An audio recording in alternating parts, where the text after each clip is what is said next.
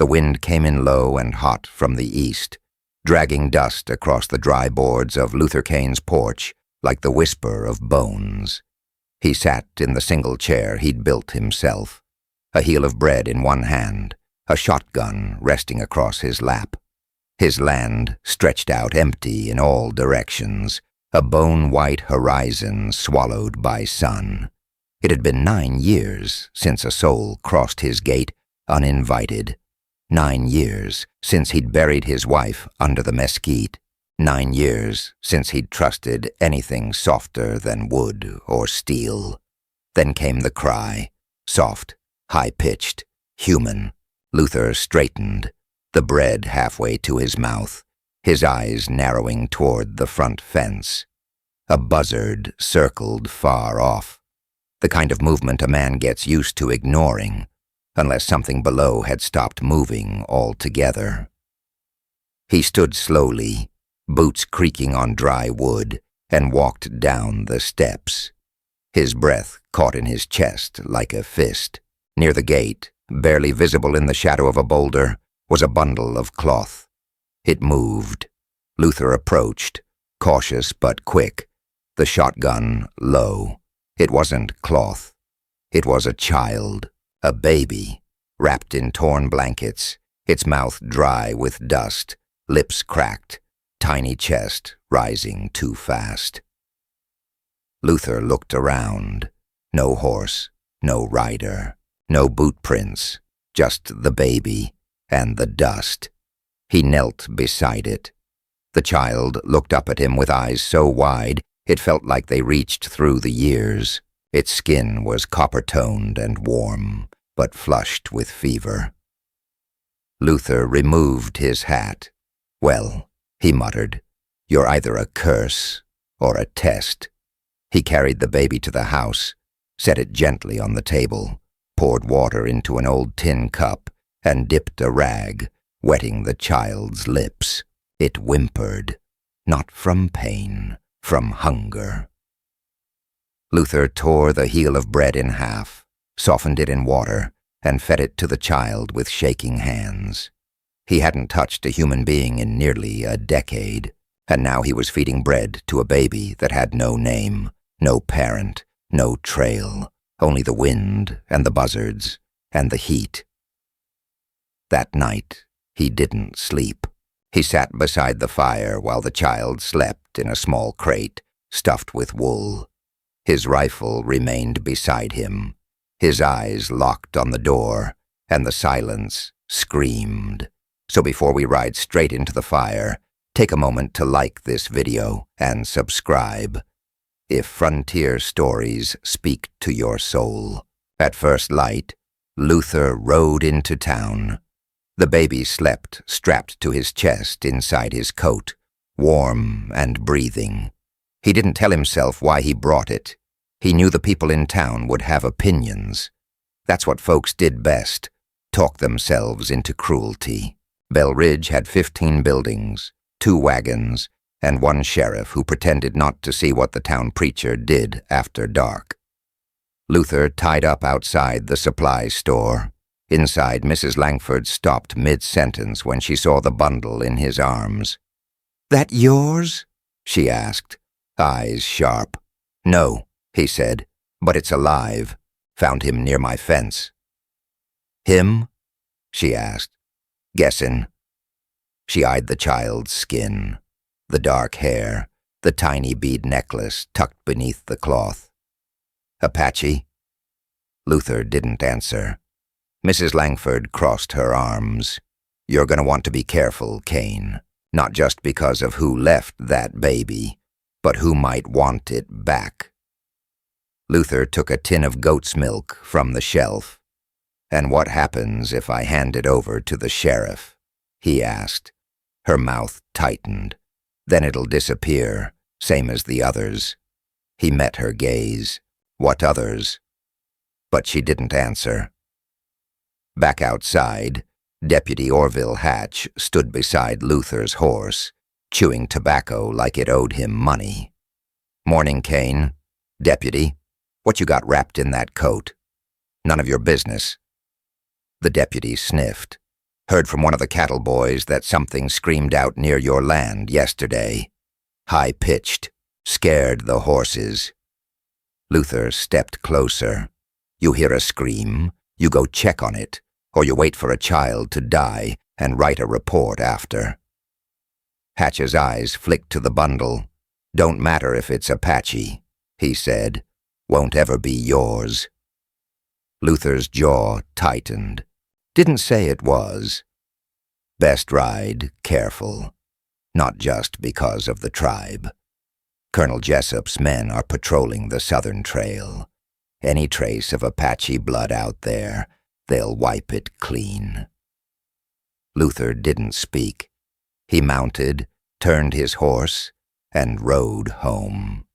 The child whimpered once on the ride. Luther pulled his coat tighter around them. "It's all right," he muttered. "I got you." He didn't notice the horse tracks following him, nor the silver insignia tucked behind Deputy Hatch's coat pocket. By the time he reached his ranch again, there was something new at the base of the baby's neck. A small tattoo, faded, barely visible. But it wasn't Apache. It was military, burned into the skin like a brand. Luther stared at it, breath freezing in his lungs. This child had been in U.S. custody recently, and someone had left him to die, which meant someone didn't want him found. The next morning, a rider came. A woman, bleeding and carrying a knife. The rider slumped in the saddle like a broken scarecrow, blood dripping from her leg down the stirrup. Luther spotted her from the porch just after dawn, when the wind turned cold and the horses spooked without warning.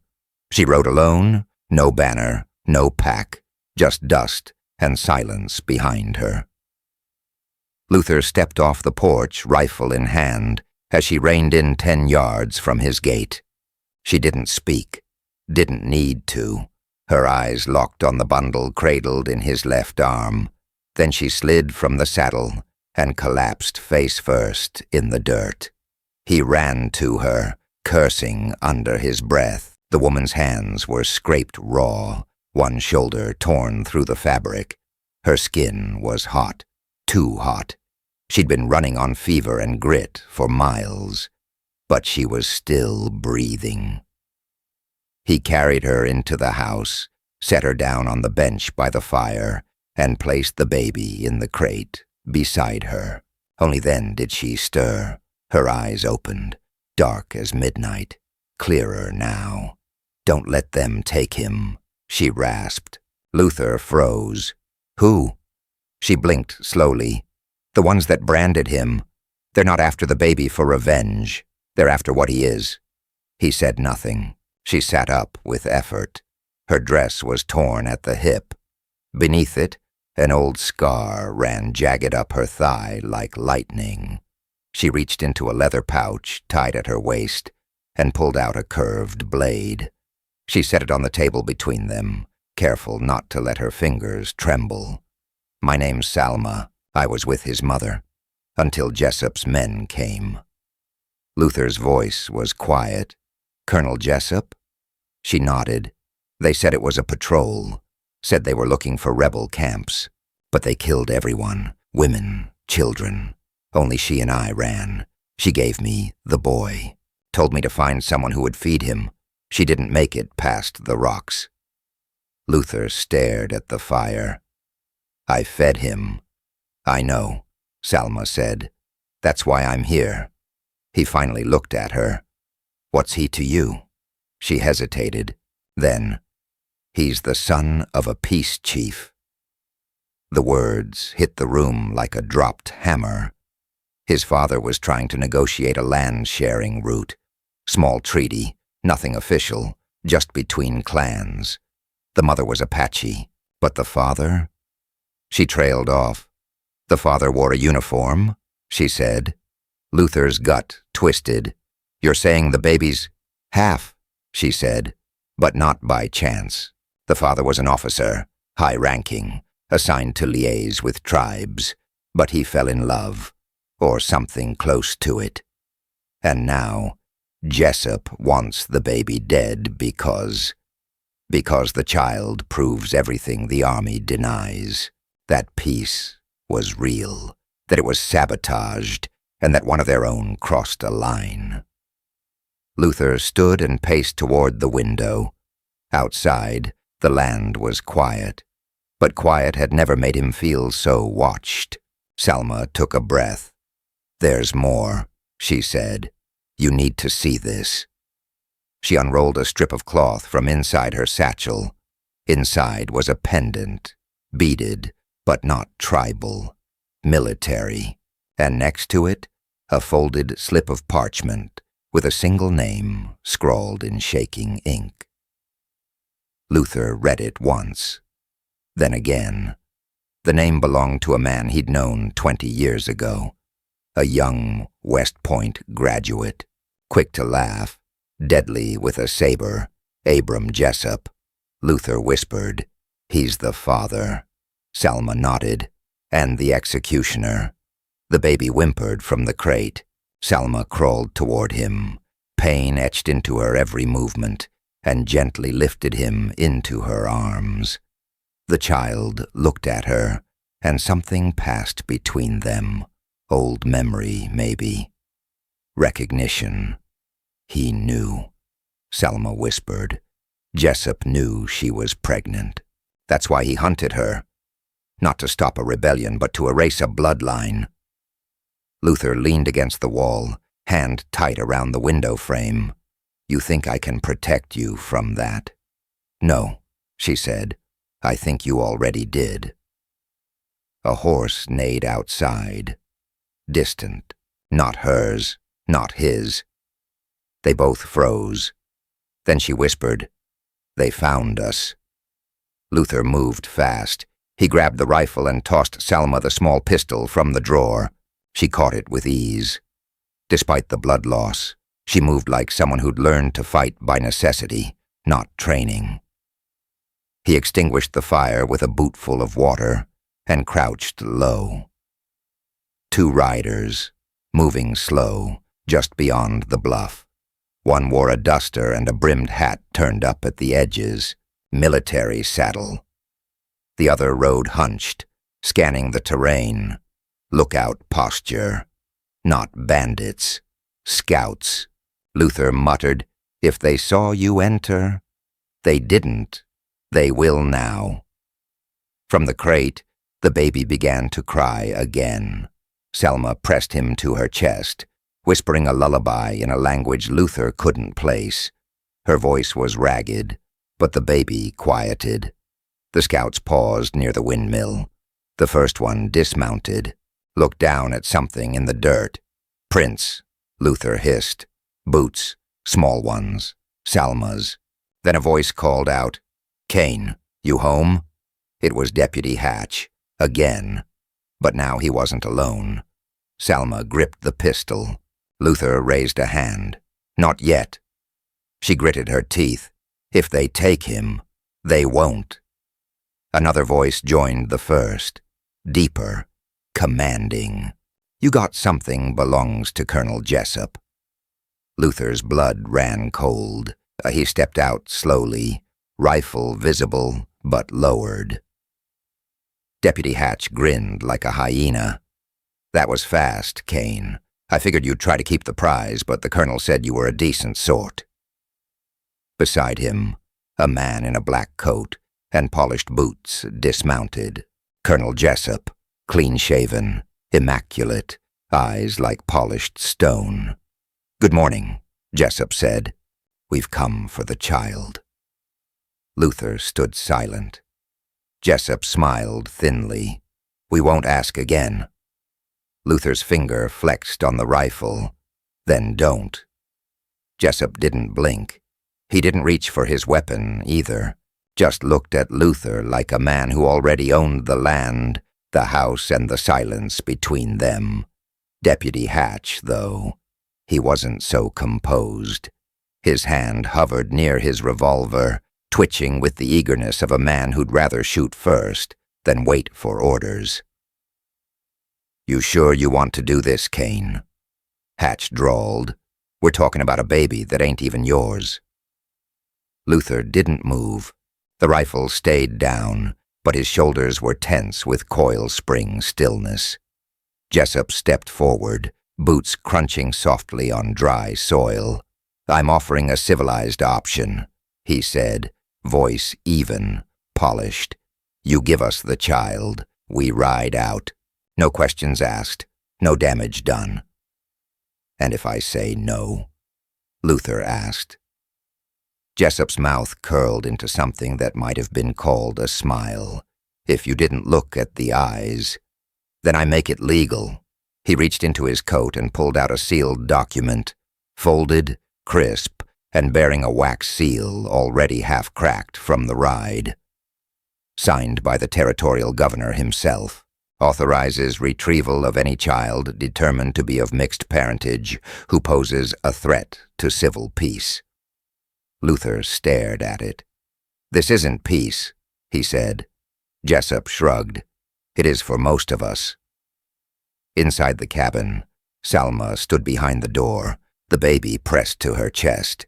She could hear every word. Her grip on the pistol tightened. Jessup's voice carried with a slick confidence. "The Army doesn't want bad press, so here's my offer. You hand over the baby, we file it quiet, and you get a fat envelope for your troubles. More money than you've seen since you ran fence for the railroad. I don't want your money. You will, when the price of defiance comes knocking." The sun was climbing now, casting long shadows between them. Jessup took another step. "The child's blood is dangerous," he said flatly. "He's not just the son of a chief. He's a symbol, a story. And stories get people killed." Luther narrowed his eyes. "Then why brand him?" Jessup's face twitched, just slightly. "You think that wasn't a mistake?" he said. "Some overzealous officer wanting to mark his paperwork. It wasn't my order." "You left him to die," Luther said. Jessup's calm cracked. "I spared him. I could have had him buried with the rest." Luther's voice turned quiet. "You should have." The tension snapped like a wire. Hatch's hand jerked toward his revolver. Luther moved first. The rifle barked, smoke coiling from the barrel as Hatch stumbled backward, clutching his thigh with a howl. Jessup drew too, but Salma fired from the doorway. Her shot grazed Jessup's coat and sent him diving behind a water trough. Bullets tore through the porch wood. Salma ducked back inside. "Window," she called. Luther grabbed the baby crate and slid it behind the hearth. The child was crying now, sharp and frightened. Salma threw open the back window and fired again, driving the second scout into cover. "We can't stay here," she hissed. "No," Luther said, "but we're not leaving yet." He reached into the wall hatch behind the stove, a small box he'd sealed shut years ago. Inside, wrapped in cloth and soaked in old oil, was a sawed-off lever action and 6 cartridges. "You trust me?" he asked. Salma stared at him. "I trust you more than I trust silence." Luther nodded. "Good. Cover the front. I'll circle wide. You'll die." He gave her a grim smile. "Maybe." Then he was gone, slipping out the back like a shadow, boots barely crunching on sand as he moved around the edge of the barn. Jessup was still crouched, one boot planted against the water trough, pistol ready. "You know this is just delaying the inevitable," he shouted toward the house. "You're not a hero, Kane. You're just a broken man with no future." Luther emerged behind the fence line and took a breath. "Maybe," he said. Jessup spun. Luther fired. The shot punched Jessup's gun from his hand, sent it spinning into the dirt. The colonel dropped to one knee, cursing. "I should have buried you with the rest." Jessup growled. "And now you'll watch the rest bury you." Luther replied. Selma stepped out, pistol aimed, baby still held in her shawl against her chest. Jessup stood slowly, one hand raised, the other bleeding. "You don't get it," he said, almost pleading. "This child, he's a death sentence. If the tribes find out what he is—" "They already know," Selma said coldly. Jessup's mouth opened, then shut. "You were never his father," she continued, "only the man who tried to erase him." Luther walked closer. "He's not dangerous," he said. "He's a start. That's what scares you." In the distance, another dust trail stirred. Not military. Horses. 6, maybe 7. No uniforms. Selma saw them first. "Militia," she muttered. "He brought others." Jessup smiled through blood. "Of course I did." Luther looked at her. "We run?" She shook her head. "No, we take him, and we make him talk." Jessup's smile faltered. "You wouldn't." "We would," she said. And as the first horses crested the ridge, Luther pressed the barrel of his shotgun against Jessup's chest. "You're coming with us," he said, "and you're going to tell the world who that boy is."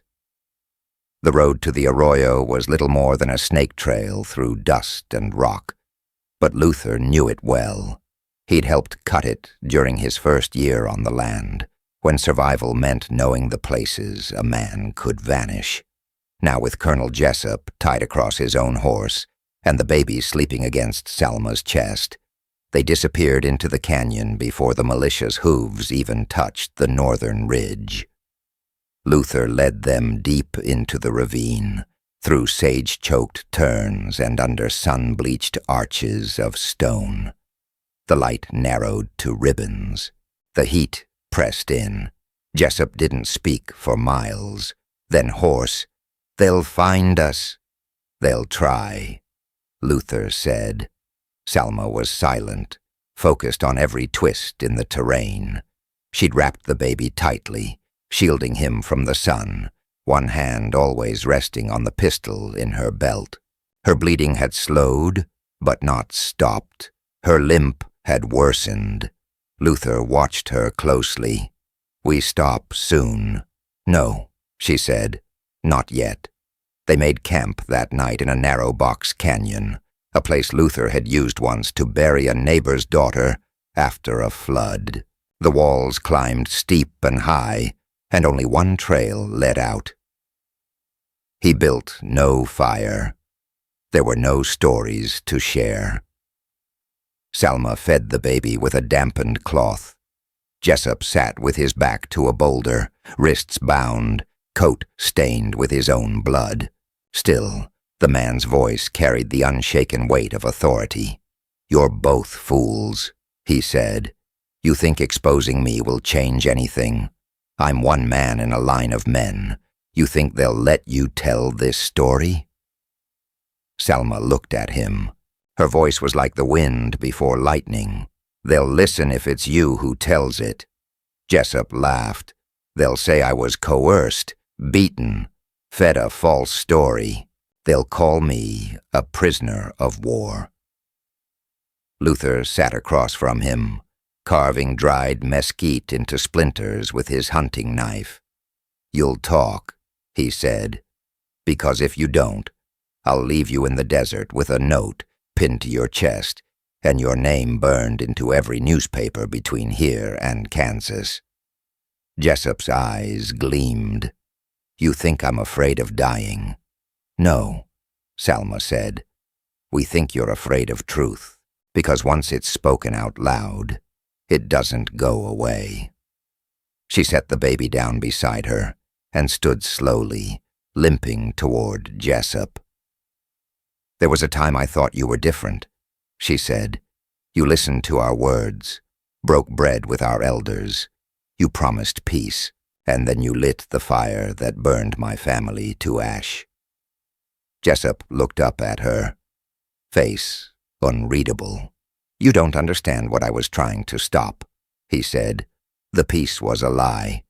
They would have taken everything if we hadn't stopped them first." "Everything?" she snapped. "We were sharing water and goats. Your men killed a midwife and 2 sleeping infants."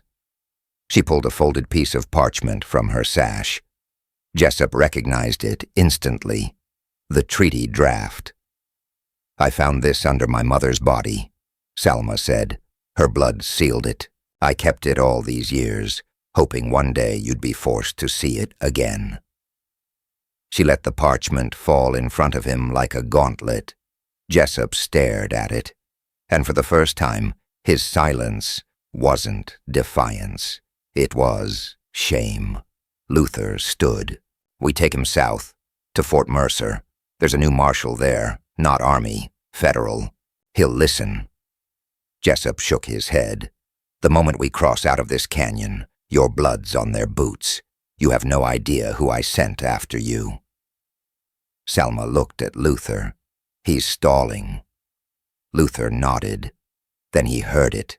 A single click of a rifle's trigger behind the rocks. He spun, but too late. Gunfire cracked through the narrow canyon. A bullet screamed past his ear and splintered the boulder beside Jessup's head. Another came from the opposite ledge. They'd been followed. "Down!" Luther shouted. He threw his body over Salma and the child, shielding them with his coat as rocks shattered around them. Jessup crawled to cover, still tied, shouting, "Don't shoot, you damn bastards! They want me alive." Luther rolled to the edge of the camp, sighted up the cliff with his rifle, and fired. A scream echoed. One of the shooters fell. "2 more!" Salma yelled, dragging the baby under the overhang. The canyon had turned into a death box. They were being pinched. Luther fired again, suppressing the ridge long enough for Salma to reach Jessup. She cut his ankle bindings with a quick slice. "You want to live?" she growled. Jessup nodded, stunned. "Then help us get out of here." A third shot rang out, this one closer. Salma gasped. Blood bloomed across her side. She staggered, and the baby tumbled from her arms into the sand, crying. "No," she hissed, crawling toward him. Jessup moved, not away, but forward. He grabbed the baby and covered him with his own body, shielding him from the incoming fire. Luther stared. The man who'd branded a child to erase his existence was now covering that same child with his chest. Another bullet cracked through the canyon, ricocheting off stone. Jessup's shoulder snapped back, hit again, but he didn't drop the baby. Luther took the shot that ended it. One final crack. Silence. Dust settled. Salma gasped, clutching her side. Jessup rolled off the child, blood soaking his coat. His breathing was ragged, but his eyes were clear. Luther knelt beside him. "You could have run." Jessup wheezed a smile. "I could have, but that wouldn't have changed anything." Salma looked up through gritted teeth. "You're still him, but maybe you remember who you used to be." Jessup coughed blood. "I do now." Luther placed the baby back into Salma's arms. She winced, but held him tight. The canyon was quiet again. Not peaceful, but quiet. They waited until nightfall to move. Jessup leaned on Luther, barely walking. Salma walked behind them, wounded, but holding the treaty and the child, and together they climbed out of the hole they'd all made for themselves. By the time they reached the plateau above the canyon, the stars had begun to fade into the cold gray blush of dawn. Jessup limped under his own weight now, arms slung in torn fabric, eyes glassy but alert. Salma walked slowly behind him, the baby bound to her chest, her shirt stiff with dried blood. Luther led them, rifle across his back, knife at his side. Each step forward carried the weight of 2 decades of violence, silence, and unfinished reckonings. The land ahead sloped toward a dry arroyo, and beyond that, the foot trails that would take them south toward Fort Mercer. If they could reach it before nightfall, they had a chance. But fate, as always, had other plans. Just after sunrise, they heard the hoofbeats, 4 riders, coming fast. Selma's face went pale. That rhythm, those men aren't militia. Jessup leaned against a stone outcrop and listened. No, he rasped. Those are scouts. Luther didn't ask how he knew. He already suspected the answer. And he was right. The riders crested the ridge in tight formation, Union-issue rifles glinting under the morning light. At their center rode a man in an unbuttoned army coat, the left sleeve empty, tied neatly at the shoulder, one-armed. That alone was enough to make Luther's gut knot. But when the man dismounted and lifted his hat, Jessup groaned. "Marshal Irwin," he muttered. "Goddamn vulture." Irwin looked at the group with clinical interest. A colonel in chains, a half-dead woman, a fugitive rancher, and a baby that costs more to bury than to feed. This must be my lucky day. Luther raised his rifle, but Irwin's men already had the drop on him. The marshal raised a hand. "No need for drama, Mr. Kane. I'm not here to kill you." He turned his attention to Jessup. "I'm here for the colonel. War Department's been hunting him for weeks." Jessup's jaw clenched. "I thought I was protected." "You were," Irwin said, "until someone dug up a ledger in New Mexico with your name all over it. Weapons sold to outlaw bands, treaties burned, signatures forged. Hell, Jessup, you've got your own folder now." Jessup blinked slowly. "So this is justice?" "No," Irwin said. "This is bookkeeping." Luther stepped between them. "Then he stands trial, publicly, at Mercer, in front of witnesses." Irwin cocked an eyebrow. "You think dragging him through a court's going to change anything?" "It might," Luther said, "especially with what we're carrying." He gestured to Salma. She reached inside her coat and pulled out the folded parchment, sealed with dried wax and dirt. Irwin's eyes narrowed. "You're holding a death sentence. Or a confession," she said. "Depends on who reads it." Irwin's men shifted, uncertain.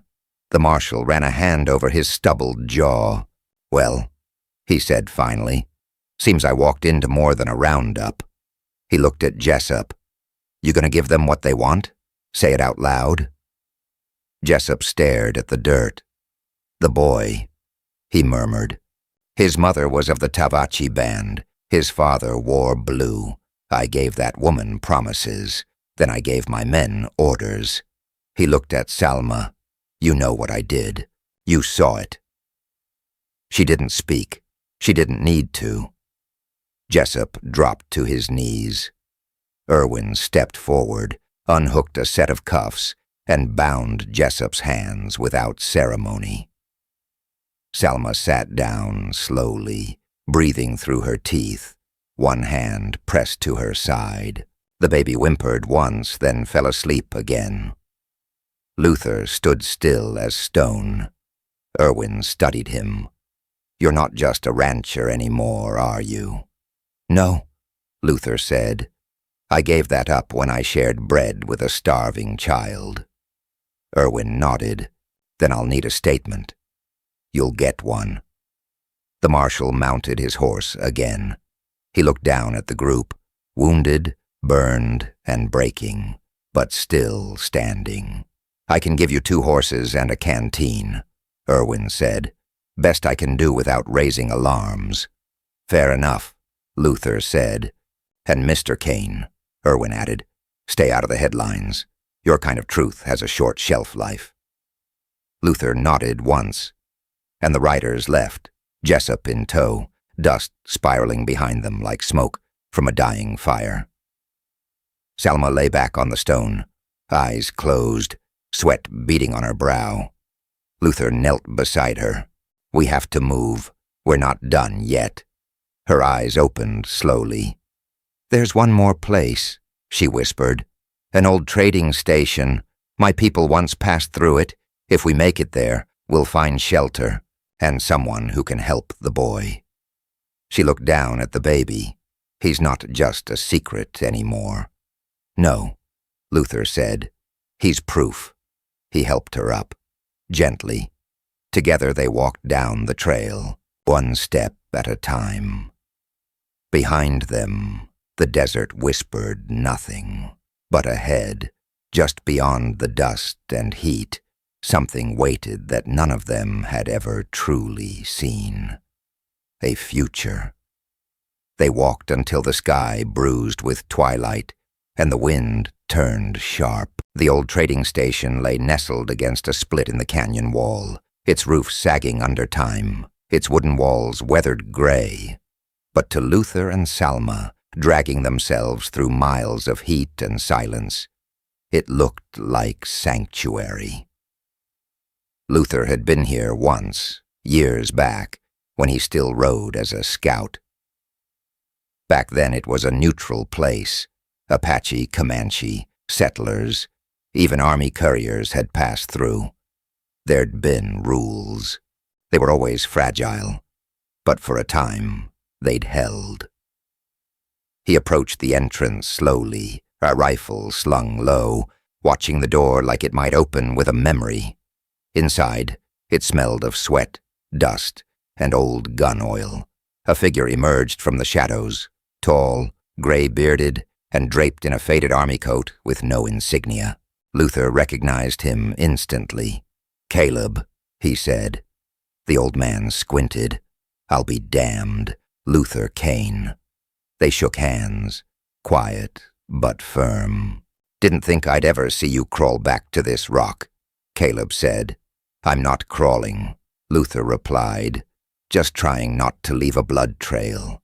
Caleb's eyes flicked to Salma, who stood clutching the baby, swaying with fatigue. "She needs a cot and whiskey." "I've got one of those," Caleb muttered, leading them inside. The interior was sparse. 3 cots, a broken stove, maps of territories long redrawn, and a single desk, piled with letters no one had claimed. Salma collapsed onto the closest cot. The baby didn't cry. He just stared up at the wooden ceiling, wide-eyed and wordless. Caleb poured 2 fingers of whiskey into a tin cup and handed it to her. She drank without hesitation, wincing as it hit the wound inside her. Luther stood over her, not yet sitting, not yet still. "You trust him?" Salma asked, voice low. "I did once," Luther said, "and I will again, if he answers one question." He turned back to Caleb. "You used to ride with Jessup." Caleb sat, slowly, no surprise in his eyes. "I did. Did you know? That he had a child with a Tavachi woman?" "Yes." "Did you know he gave the order to burn the village?" "No," Caleb said, "but I suspected." Luther nodded. "Then you understand why this can't stay quiet." Caleb poured himself a drink. "I've lived long enough to see good men kill for silence, and I've watched brave women die just for speaking." He looked at Salma. "You still carrying the paper?" She reached inside her coat and produced the treaty again, creased, smudged, but intact. "Then you'll want to meet the man I'm sheltering in the back," Caleb said. "Name's Martin Rawls. Used to be a reporter for the Denver Tribune. Now he's a fugitive, same as you." He called out, and a moment later a lanky man with ink-stained fingers and sharp, haunted eyes stepped into the room. Salma looked up. "You can publish what we know?" Rawls nodded. "If I live long enough." Luther laid the parchment on the desk. "You'll want to read this first." Rawls bent over the table, lit a lantern, and began to read. Silence filled the room as his eyes moved. Halfway through, he stopped. "This signature here," he murmured, tapping the corner. "It's not just Jessup's. That's General Alcott. He's stationed in Santa Fe." "Which means it goes higher than we thought," Selma said. Rawls sat back, stunned. This could start a congressional investigation. "Or get us all killed," Caleb added. Luther paced slowly. "We need to get this to Mercer, with Rawls, with Selma. I'll ride ahead. Clear the way." Selma tried to sit. "No, you can't ride," he said. "Not like this." Her eyes glistened. "I've carried him this far. I'm not letting go now." Luther knelt beside her. "He'll be safer if we draw fire away from this place. Jessup's gone, but Irwin's leash stretches long, and someone higher up is going to come looking for that treaty." Rawls spoke up. "I can make copies, get them to Denver, to Washington, but I'll need protection." "You'll have it," Luther said. He looked at Caleb. "One day, that's all I need. After that, the trail will point elsewhere." Caleb nodded. "I can cover your tracks, still know a few tricks." That night, they planned the decoy route. Caleb had an old mule and a second coat to disguise Selma. Rawls would ride under cover of dusk with one of the treaty copies. Selma would stay with the baby and the original. Luther would ride alone, heading north, back toward the towns and the watchmen waiting for trouble. Before dawn, Selma pulled him aside.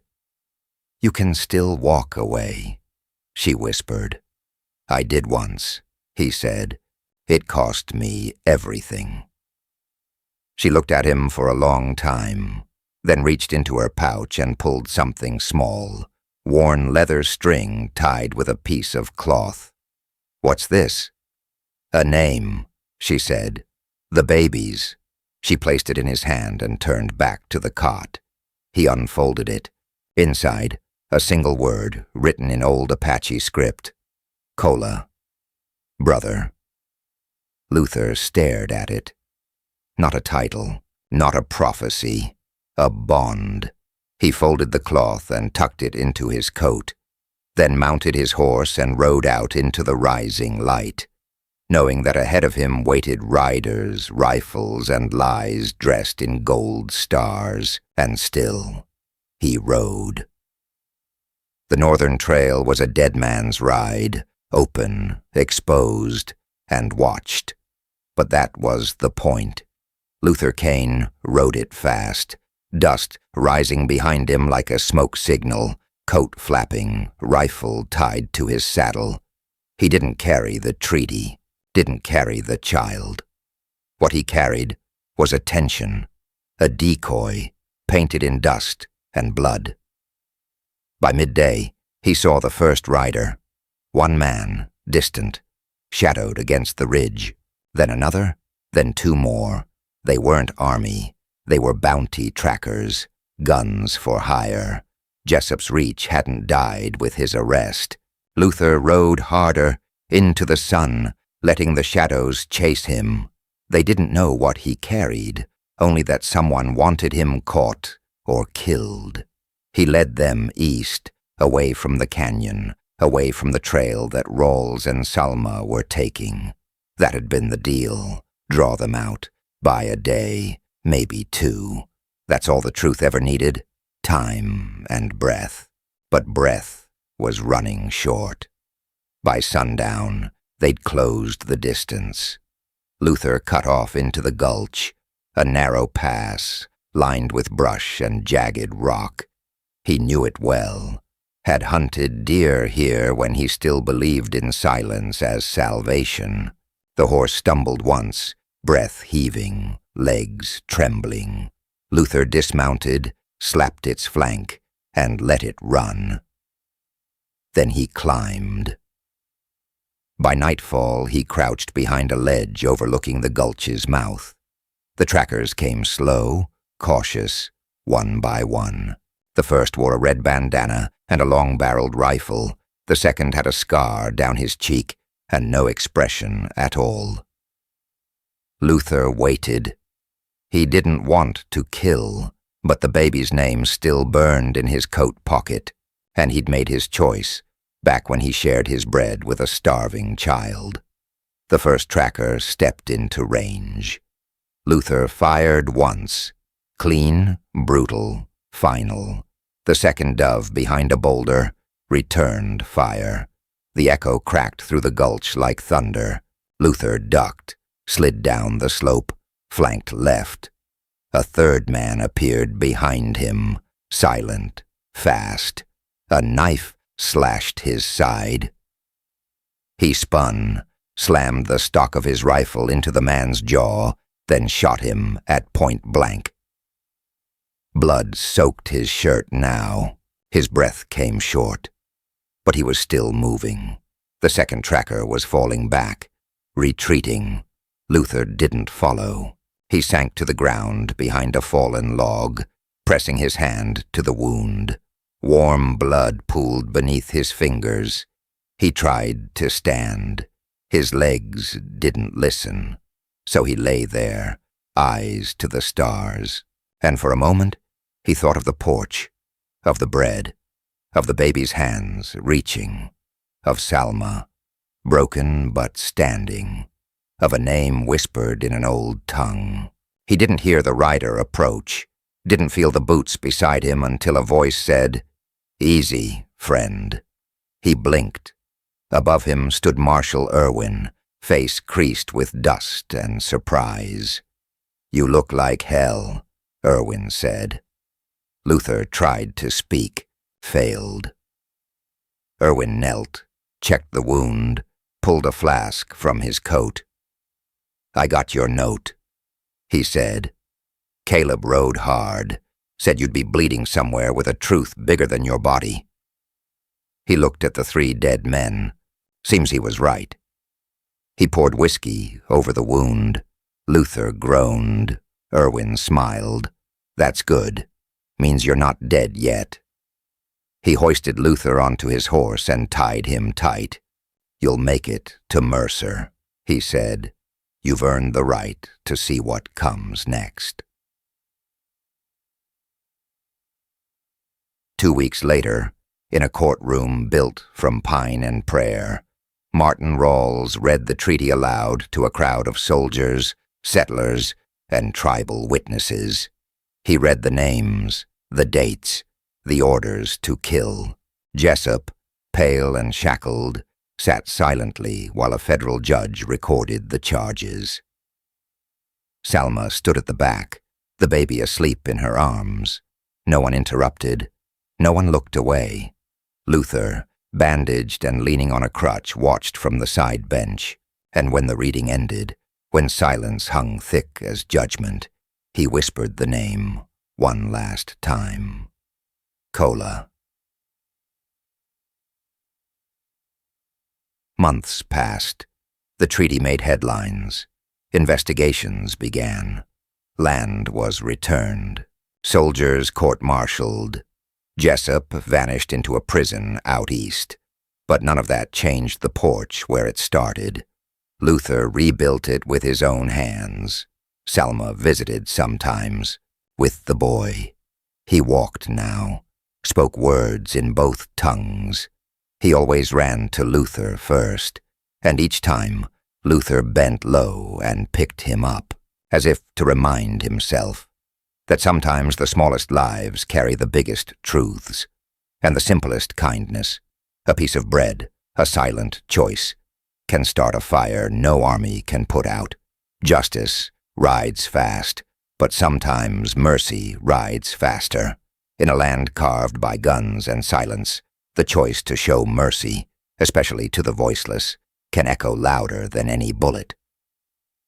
Luther Kane wasn't looking to save the world, but by sheltering one child, he helped expose a hidden war, redeem a fallen soldier, and light a path forward where there had only been ash.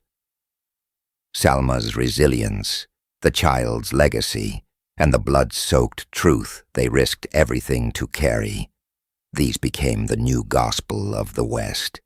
It wasn't written in law books. It was etched in scars, stitched through silence and passed from hand to trembling hand. Because out here, sometimes the most heroic thing a man can do is not walk away.